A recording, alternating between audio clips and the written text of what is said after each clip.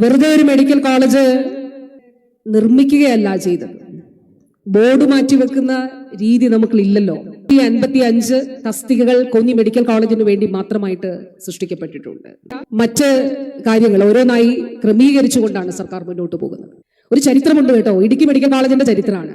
2015 Idukki medical കോളേജിൽ class ആരംഭിച്ചു. 50 കുട്ടികളെ വെച്ചിട്ടാണ് ക്ലാസ് ആരംഭിച്ചത്. പക്ഷെ 2016 നാഷണൽ മെഡിക്കൽ കമ്മീഷൻ പറഞ്ഞു, ഈ 50 കുട്ടികളെ അവിടെ പഠിപ്പിക്കുന്നതിന് വേണ്ടിയിട്ടുള്ള സൗകര്യം ഇടുക്കി മെഡിക്കൽ കോളേജിന് ഇല്ല.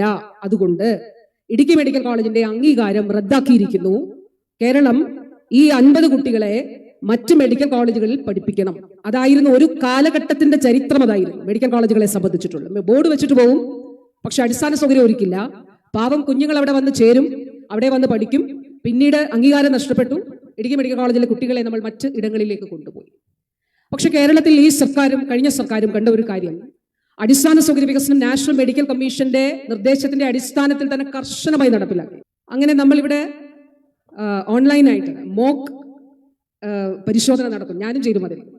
കാരണം നമുക്ക് കിട്ടണമല്ലോ. നമ്മുടെ ലക്ഷ്യം ഒന്നേ ഉള്ളൂ. കോന്നി മെഡിക്കൽ കോളേജിൽ അതുപോലെ ഇടുക്കിയിലും നമുക്ക് മെഡിക്കൽ കോളേജ് വിദ്യാഭ്യാസം തുടങ്ങുന്നതിന് വേണ്ടിയിട്ടുള്ള അനുമതി ലഭിക്കും. അപ്പൊ നമ്മളിവിടെ നേരിട്ട പ്രശ്നം, ഞാൻ ഇത് പറയുന്നത് എത്രത്തോളം സൂക്ഷ്മമായി ഓരോ ഘട്ടത്തിലും ഇടപെട്ടു. പണം അനുവദിക്കുക, ബിൽഡിംഗ് നിർമ്മിക്കുക, അതിനനുബന്ധമായി നാഷണൽ മെഡിക്കൽ കമ്മീഷൻ നിർദ്ദേശിച്ചിട്ടുള്ള ഓരോ കാര്യങ്ങളും അവിടെ ഒരുക്കുക. അതോടൊപ്പം തന്നെ നമുക്കിവിടെ നെറ്റ് ഇഷ്യൂ ഉണ്ടായിരുന്നു, കണക്ടിവിറ്റി ഇഷ്യൂ ഉണ്ടായിരുന്നു. അതിനു വേണ്ടിയിട്ട് അത് സ്റ്റെപ്പ് ബൂസ്റ്റ് ചെയ്യാൻ വേണ്ടിയിട്ടുള്ള സൗകര്യങ്ങൾ നമ്മൾ താൽക്കാലികമായിട്ട് അത് ഒരുക്കുകയുണ്ടായി. കാരണം അവിടെ നിന്ന് നോക്കുമ്പോൾ ഇത് ഓരോന്ന് ലൈവായിട്ടാണല്ലോ. ഇത് കാണണം, ഇത് എക്സ്പ്ലെയിൻ ചെയ്യണം, അത് കൊടുക്കണം, ഇങ്ങനെ കൊടുക്കണം.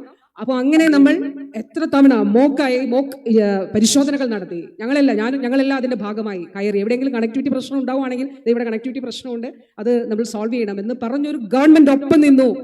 ഫലമുണ്ടായി. എന്താണ് ആ ഫലം?